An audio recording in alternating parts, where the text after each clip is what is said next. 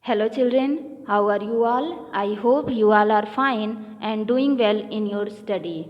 I am your EVS teacher Miss Chandni Shrivastava. Welcome to the new session. I hope you and your family are fine in this pandemic time. So before starting the chapter, I want to remind you that you all have studied about family in your earlier classes, but we will more learn about family in this chapter. So our chapter name is Family. See the pictures carefully and observe how the members of a family are bonded together. In the first picture, you can see they are eating together. In the second picture, you can see they are buying things. In the third picture, you can see they are playing together. And in the fourth picture, you can see grandfather telling a story to their grandchildren. So, let's have a look on the contents that we are going to cover in this chapter. Family, family tree, people in the families, different types of families, changing size of families, migration and shifting, and in the last one, home assignments. So, our first topic is family. Children, you all well known about family, so can you tell me what is a family? Okay. People living with us in our house make our family. Here I am going to explain more about family. Children, we all live in a family. People living with us, they love us and take care of us. They help and make us happy. All our needs are fulfilled within the family. We also get moral values and learn lessons to grow up into good citizens from our elders in the family. Next topic is family tree. What is a family tree? A family tree is a visual representation of a person's lineage, tracing relationships to common ancestors.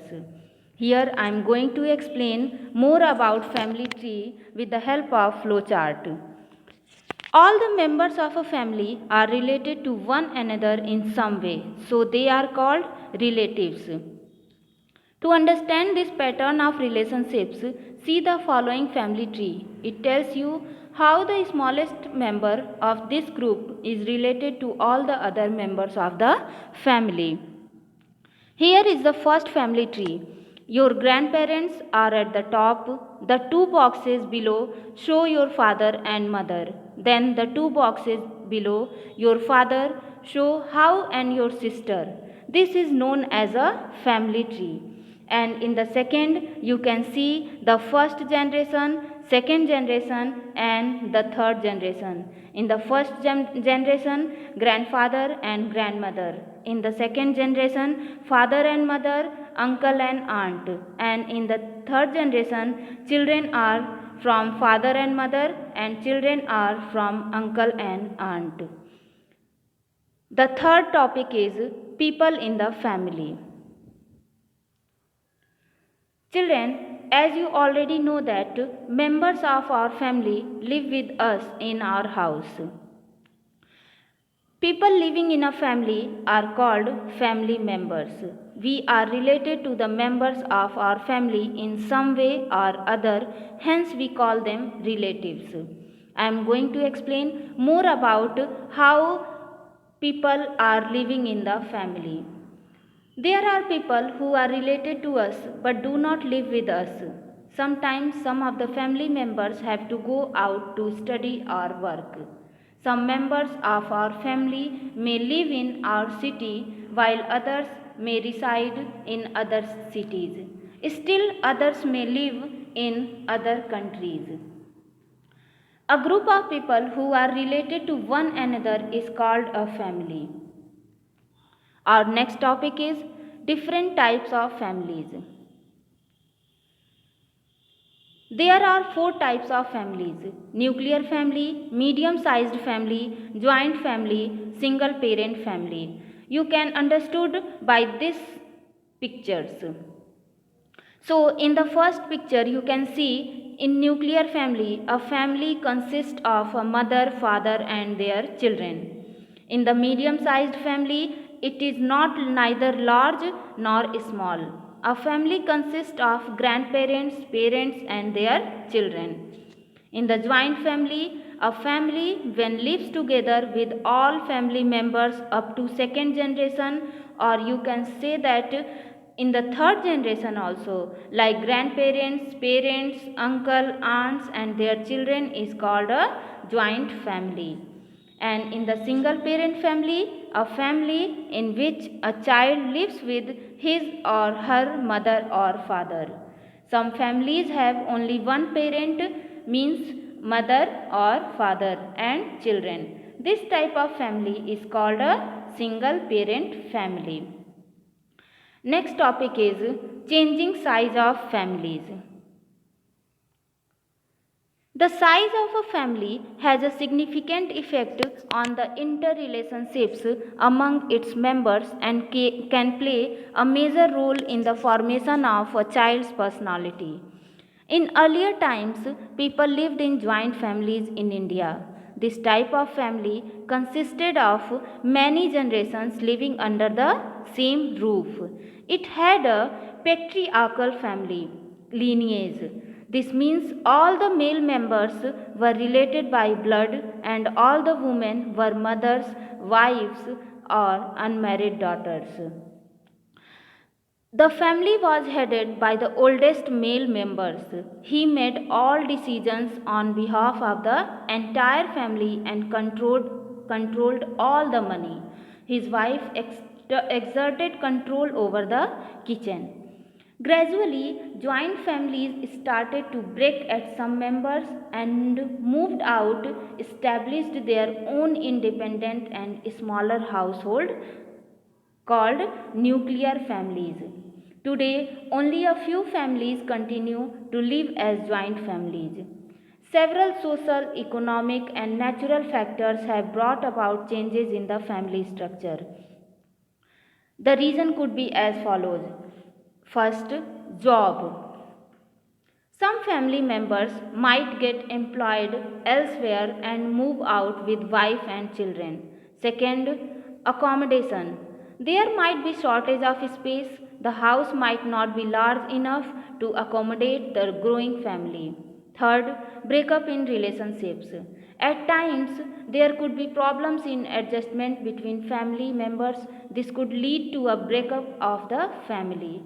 Next, lifestyle change. Family members may be prompted to shift their homes for a better lifestyle. Next, calamities.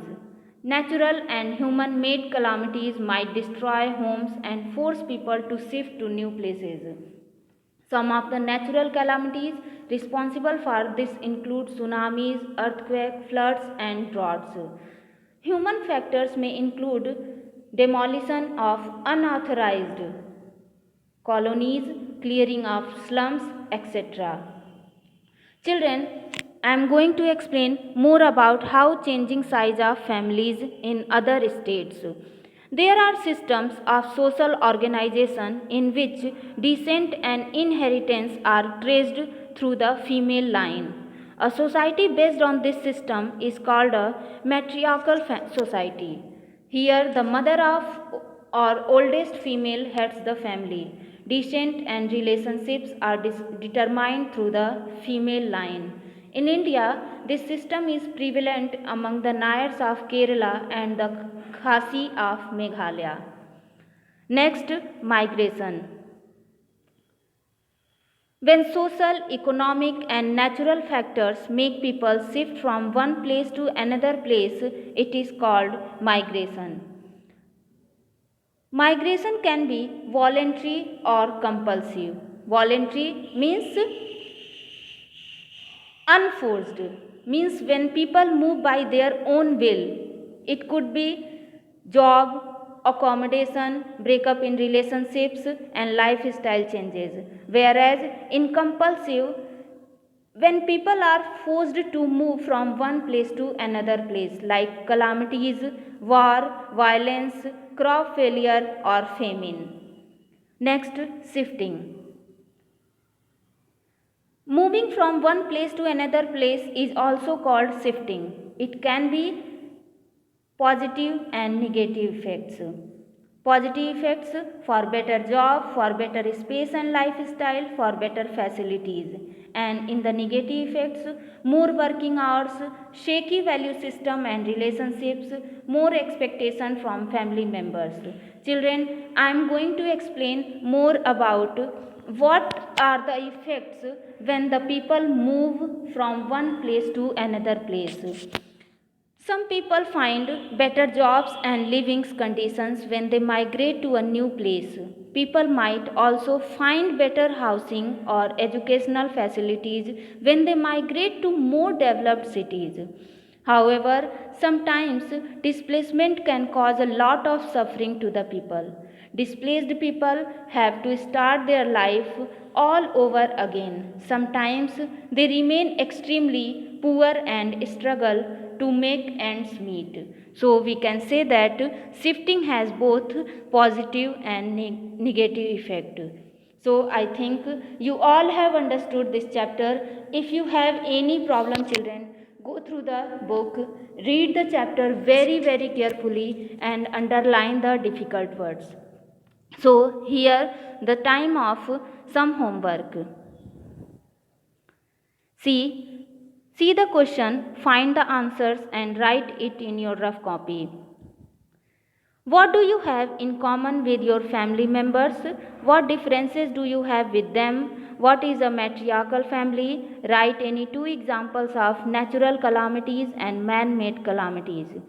Read chapter very carefully and underline the difficult words and learn it. And here are some words: relatives, nuclear family, migration, calamity. So you have to learn these definition and write it in your rough copy and learn it. So this all for today. Thank you to all children.